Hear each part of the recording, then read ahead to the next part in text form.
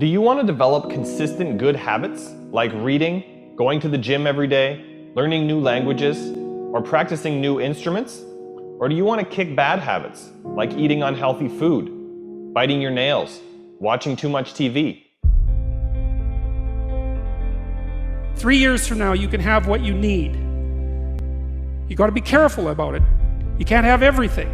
You can have what would be good for you, but you have to figure out what it is, and then you have to aim at it.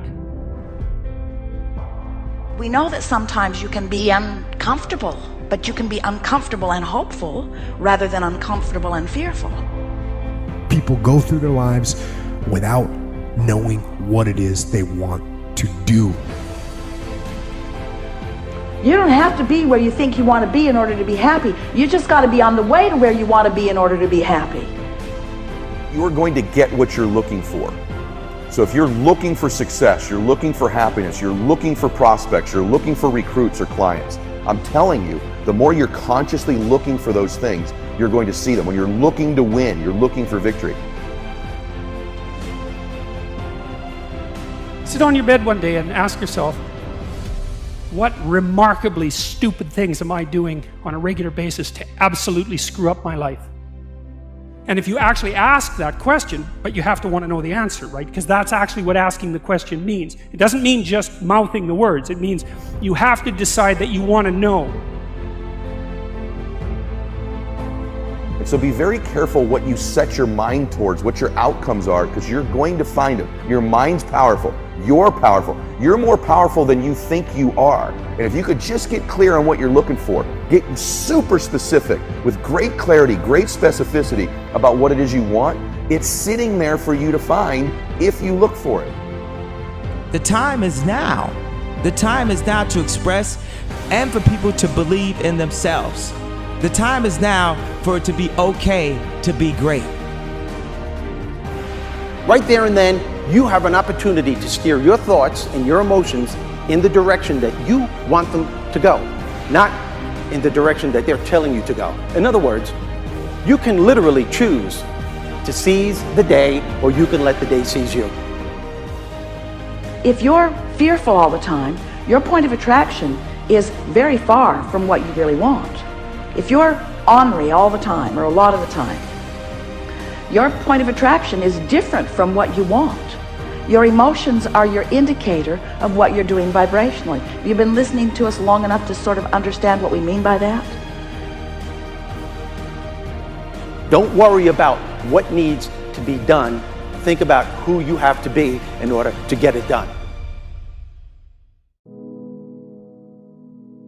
Did you ever have a dream that was so big that you thought it was almost impossible to achieve? I've had those dreams. And while not every dream has become a reality, along the way I learned a powerful approach of picturing that has helped me achieve most. Since that day, I've had other dreams, other big dreams. And in each case, I would picture where I wanted to be, and I would visualize what I would be doing and who I would be doing with when I got there. As the saying goes, you can't make a basket if you never take the shot. I knew I would miss the shot sometimes, and the failure would dampen my spirit, but I would be better off for my efforts and I would be okay. People are addicted to all kinds of things, substances, but one of the greatest addictions, or rather the greatest addiction, you never read about it in the papers, because the people who are addicted to it don't know it. It's the addiction to thinking. It's actually addictive. Can't stop thinking. It's like can't stop drinking, can't stop smoking, can't stop eating, can't stop thinking. You have the option of taking it hard or taking it easy, of making the worst of it or making the best of it, of giving it your undivided attention, of giving it very little of your attention. You have more control over your focus than most of you have been exercising. And when you begin caring about how you feel more than everything else put together, so that you exercise your ability to focus upon things that do feel good, you begin to discover that in every particle of the universe there is that which is wanted and lack of it. My visualization has helped me achieve most of my goals. And what I learned along the way is it didn't take twice as much effort. It only took an extra 10%. When we fail, life continues as it is. We can stay in our comfort zone. Success, on the other hand, challenges us. It pushes us and it exposes us to rejection. How are we going to manage this new success? If you're not happy, you're not successful. If you're not enjoying yourself during the process of whatever it is you're trying to achieve, there's a problem. To me, the biggest disease on this planet is unhappiness. And the reason why people are unhappy is because we have a tendency to keep focusing, as I said, on what we don't have and what's not working in our lives, instead of allowing ourselves to shift our focus and our way of thinking. People always want to be like, follow your dreams, follow your dreams, follow your dreams. My dream was always to be a rap artist, right? But I had to get a job. So I had to focus on my job. And then I made money to follow my dream. One of the main reasons that people don't get what they want is because they don't actually figure out what it is. And the probability that you're going to get what would be good for you, let's say, which would even be better than what you want, right? Because, you might be wrong about what you want easily. But maybe you could get what would really be good for you. You have the freedom to think anything you want. You were born extremely confident. You came into this world knowing how wonderful you are. So choose new thoughts to think about yourself, and choose new words to tell yourself how magnificent you are, and that you deserve all the good that life has to offer. First thing in the morning and last thing in the evening, I want you to look into your eyes and say, I love you. I really love you. Your first goal, this is what I'm suggesting, your first goal when you open up your eyes should be to focus on the things that ignite your spirit and bring you joy.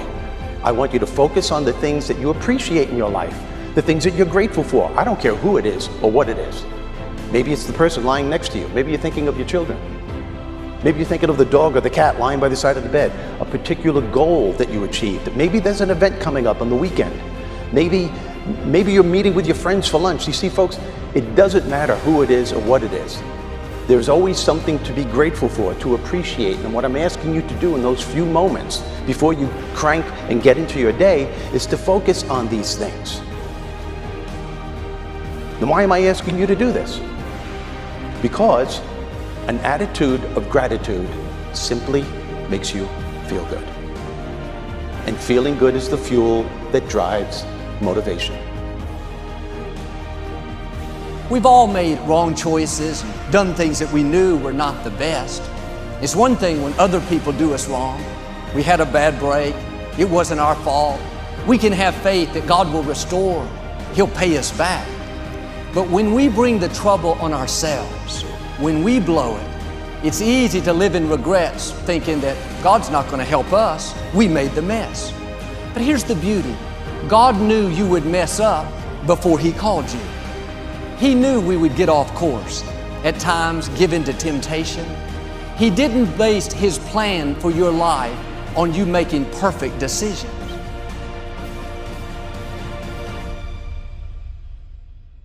Through success, I represent the possibility of what you can achieve and what you can do with your life and your career. Other people's success represents the possibility of what you can do. Those are the records that you can sell. Those are the type of tours that you can do. Those are the kind of songs that you can produce and the songs that you can write. Those are the millions of dollars that you can get, or billions. Those are the type of architectural drawings and buildings that you can build. Those are the type of books that you can sell. Everybody else's success represents the possibility of what you could do.